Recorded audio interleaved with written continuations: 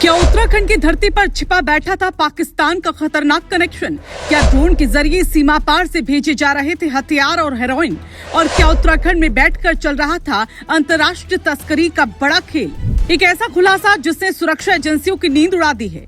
उत्तराखंड के बाजपुर से सामने आई इस गिरफ्तारी ने सिर्फ पुलिस ही नहीं बल्कि सुरक्षा एजेंसियों को भी चौकन्ना कर दिया, क्योंकि जिस शख्स को गिरफ्तार किया गया है उस पर आरोप है कि वो पाकिस्तान से ड्रोन के जरिए भेजे गए हथियार और हेरोइन के नेटवर्क का अहम हिस्सा था।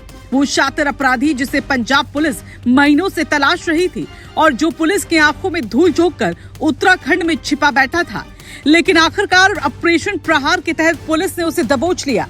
गिरफ्तार आरोपी का नाम है ईशान प्रीत सिंह, पंजाब के अमृतसर का रहने वाला और ड्रग्स तथा अवैध हथियारों की तस्करी के मामलों में वांछित।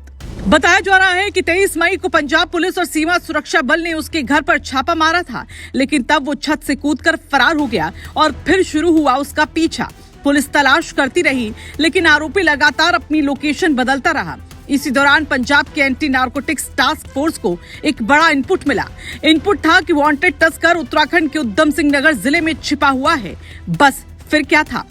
उत्तराखंड एसटीएफ, जिला पुलिस और पंजाब एएनटीएफ की संयुक्त टीम सक्रिय हो गई और सोमवार तड़के बाजपुर के केशव नगर इलाके में एक ऐसा ऑपरेशन चला जिसने आरोपी के भागने के सारे रास्ते बंद कर दिए। चारों तरफ से घेराबंदी और फिर गिरफ्तारी। लेकिन कहानी सिर्फ गिरफ्तारी तक सीमित नहीं है। असल कहानी तो उस खुलासे में छिपी है जो जांच एजेंसियों के सामने आया। पुलिस के मुताबिक ईशानप्रीत सिंह का संबंध उस नेटवर्क से बताया जा रहा है जो पाकिस्तान से ड्रोन के जरिए हथियार और मादक पदार्थ भारत पहुंचाने का काम करता था। यानी सीमा पार से उड़कर आते थे ड्रोन और उनके जरिए पहुंचता था मौत का सामान, हथियार और हेरोइन।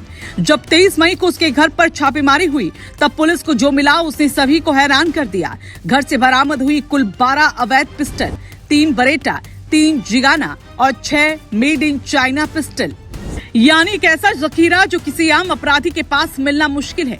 यही नहीं, करीब 900 ग्राम हेरोइन भी बरामद हुई, जिसकी अंतर्राष्ट्रीय बाजार में कीमत लाखों रुपए बताई जा रही है। सबसे बड़ा सवाल अब यही है, क्या ये सिर्फ एक तस्कर था या फिर किसी बड़े नेटवर्क की एक अहम कड़ी? क्योंकि जांच एजेंसियों को शक है कि इस पूरे मामले के तार सीमा पार बैठे उन लोगों से जुड़े हो सकते हैं जो ड्रोन के जरिए भारत में हथियार और नशे की खेप भेजते हैं और फिर यहाँ मौजूद नेटवर्क उन्हें आगे सप्लाई करता है। यानी मामला सिर्फ ड्रग्स का नहीं, राष्ट्रीय सुरक्षा से भी जुड़ा हो सकता है। अब एक और बड़ा सवाल उठ रहा है, आखिर आरोपी इतने दिनों तक उत्तराखंड में छिपा कैसे रहा? उसे पनाह किसने दी? किसने उसके रहने और छिपने का इंतजाम किया? क्या स्थानीय स्तर पर कोई मददगार मौजूद था या फिर पहले से तैयार था पूरा सेफ हाउस?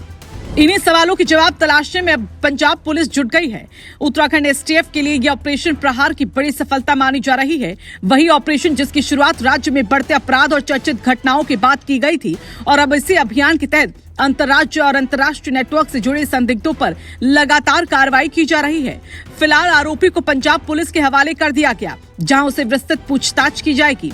लेकिन इस गिरफ्तारी ने एक बार फिर ये सवाल खड़े कर दिए कि आखिर पाकिस्तान से ड्रोन के जरिए भेजे जा रहे हथियार और नशे का नेटवर्क कितना बड़ा है, कितने लोग इससे जुड़े हुए हैं और क्या आने वाले दिनों में इस मामले में और बड़े नाम सामने आ सकते हैं?